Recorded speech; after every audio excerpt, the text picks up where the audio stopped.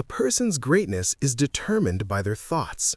This timeless truth has been proven repeatedly by the lives of successful individuals like Elon Musk, Steve Jobs, and Jeff Bezos. Napoleon Hill, in his famous book, Think and Grow Rich, said, "What you think about, you become." But if that's true, why do so many people struggle to succeed? Do they not think about their future?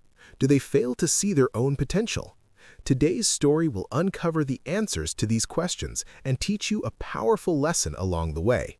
We'll also learn some new words to enhance our English skills, so stay with us till the end. I promise this video will be worth your time. Once, in a busy railway station, there lived a beggar. Every day he survived by asking passengers for alms as they waited for their trains. One day, as he was begging, he noticed a well-dressed businessman stepping onto the platform.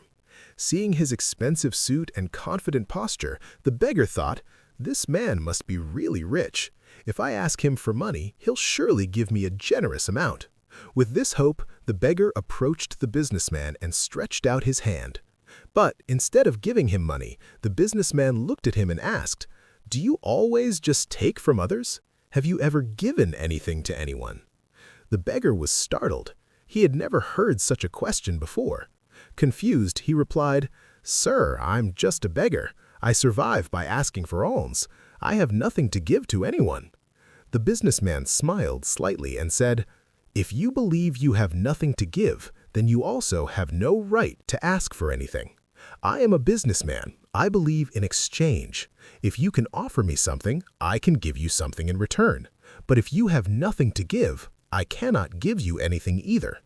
Saying this, the businessman boarded his train and left. The beggar stood there, stunned.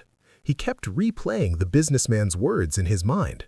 "I have been begging for so long, but no one has ever said this to me before." He wasn't rude, but he spoke the truth. If I can't offer anything in return, then why should people give me anything? For the first time, the beggar realized that maybe this was why people never gave him much money, because he offered them nothing in return. That night, he lay awake, deep in thought. "But what can I give? I am just a beggar. I have nothing." Yet the businessman's words kept echoing in his mind. "If you want to receive, you must first give." 2 days passed. The beggar didn't ask anyone for money. He was too busy thinking. On the third day, while sitting at the station, he noticed a patch of wild flowers blooming near the tracks. Their vibrant colors caught his eye, and suddenly an idea struck him. What if instead of just taking, I offer something in return? What if I give people a flower every time they give me alms? Determined, he walked over, gently plucked a handful of flowers, and went back to his usual spot. When someone handed him a coin, he smiled and offered them a flower in return. Surprisingly, people accepted the flowers with joy. Some even smiled and thanked him. As the days passed, something incredible happened. More people started giving him money, but he noticed a pattern. As long as he had flowers, people gave generously. When he ran out of flowers, the donations decreased. So it's true, people like to receive something in return, he thought. One day, as he was handing out flowers in exchange for alms, he spotted the businessman again, sitting in the train. Excited, he rushed over and said, "Sir, today I have something to give you. If you give me money, I will give you flowers in return." The businessman smiled, handed him some cash, and took a few flowers. "You have truly understood the value of exchange," he said. "Today, you are no longer just a beggar. You have become a businessman." The train arrived at the next station, and the businessman stepped off. The beggar stood there, watching him go. His words sparked a new thought in his mind. Am I really a businessman now? For a long time, he pondered over it. Then suddenly, he realized something. I now know the secret of success. I am not just a beggar, I am a trader. People aren't giving me money out of pity, they are paying for the flowers I give them. This means I have a business. Excited, he made a bold decision. That day, he left the railway station and never returned as a beggar again. 6 months later, at the same railway station, 2 well-dressed men met.